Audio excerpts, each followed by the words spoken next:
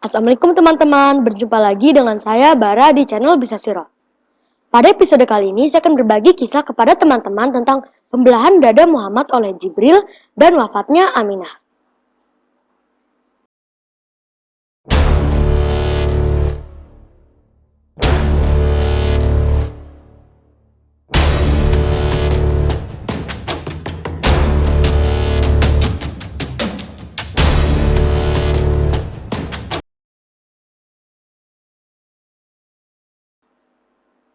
Pada episode sebelumnya saya sudah berbagi kisah kepada teman-teman tentang penyusuan Muhammad. Teman-teman masih ingat nggak siapa nama dua wanita yang menyusui Muhammad? Jawabannya adalah Suwaibah al-Islamiyah dan Halimatus Sa'diyah. Pada episode kali ini saya akan berbagi kisah tentang pembelahan dada Muhammad oleh Jibril dan wafatnya Aminah. Setelah Halimatus Sa'diyah berhasil merayu Aminah untuk mengizinkannya mengasuh Muhammad, ia mengasuh Muhammad hingga ia berumur 4-5 tahun. Setelah Muhammad berumur 4-5 tahun, Halimatus Sa'diyah mengembalikan Muhammad kepada Aminah. Halimatus Sa'diyah mengembalikan Muhammad karena ia khawatir dengan keselamatan Muhammad. Tapi, kenapa ya Halimatus Sa'diyah khawatir dengan keselamatan Muhammad? Jadi teman-teman, ceritanya Muhammad sedang bermain dengan teman-temannya. Pada saat itu umur Muhammad berumur sekitar 4 atau 5 tahun. Lalu tiba-tiba Muhammad didatangi oleh malaikat Jibril. Jibril lalu memegang lengan Muhammad dan menelentangkannya. Setelah itu, Jibril membuka baju Muhammad dan lantas membelah dadanya dan mengeluarkan hati beliau. Kemudian, Jibril juga mengeluarkan segumpal darah dari dada beliau seraya berkata, "Ini adalah bagian setan pada dirimu." Setelah itu, Jibril membersihkan hati Muhammad menggunakan air zam-zam yang berada di sebuah baskom berwarna emas. Lalu Jibril menaruh kembali hati Muhammad pada tempat semulanya. Anak-anak kecil yang lain pada saat melihat Muhammad dilakukan seperti itu, berlarian mendatangi ibu susunya dan berkata, "Muhammad telah dibunuh! Muhammad telah dibunuh!" Setelah itu, mereka menghampiri Muhammad yang wajahnya semakin berseri-seri.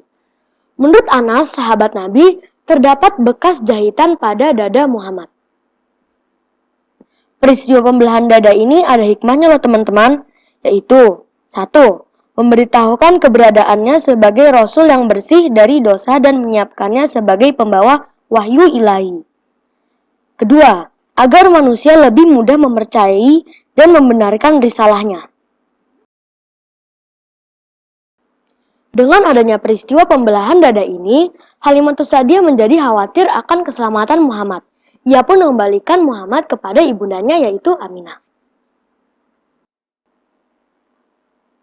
Setelah Muhammad kembali ke pangkuan Aminah, Aminah merasa perlu mengenang suaminya dengan cara mengunjungi kuburannya yang berada di Yathrib.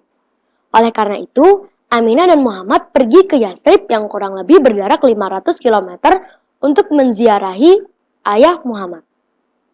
Ummu Aiman juga menyertai perjalanan tersebut. Setelah menetap sebulan di Yathrib, mereka bertiga pulang ke Makkah. Tetapi di tengah perjalanan, Aminah terserang penyakit dan meninggal. Aminah meninggal di sebuah desa bernama Desa Abwa. Desa Abwa merupakan desa yang terletak di antara Makkah dan Yathrib. Muhammad sangat sedih. Sekarang ia menjadi seorang yatim piatu. Melihat hal itu, Ummu Aiman tersentuh hatinya. Ia pun mengajak Muhammad untuk pulang dan merawatnya selama di perjalanan. Begitulah kisah pembelahan dada Muhammad oleh Jibril dan wafatnya Aminah.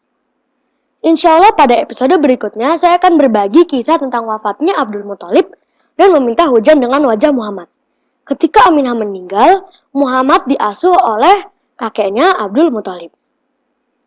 Cukup sekian untuk episode kali ini, semoga teman-teman dapat memetik hikmah dari setiap cerita yang saya sampaikan. Insya Allah. Insya Allah pada episode berikutnya saya akan berbagi kisah tentang wafatnya Abdul Muthalib dan meminta hujan dengan wajah Muhammad. Semua yang benar datang dari Allah, sementara semua yang salah datang dari kesalahan saya. Mari kita akhiri pertemuan kali ini dengan membaca doa kafaratul majlis. Subhanakallahumma wa bihamdika asyhadu alla ilaha illa anta astaghfiruka wa atubu ilaik. Assalamualaikum warahmatullahi wabarakatuh.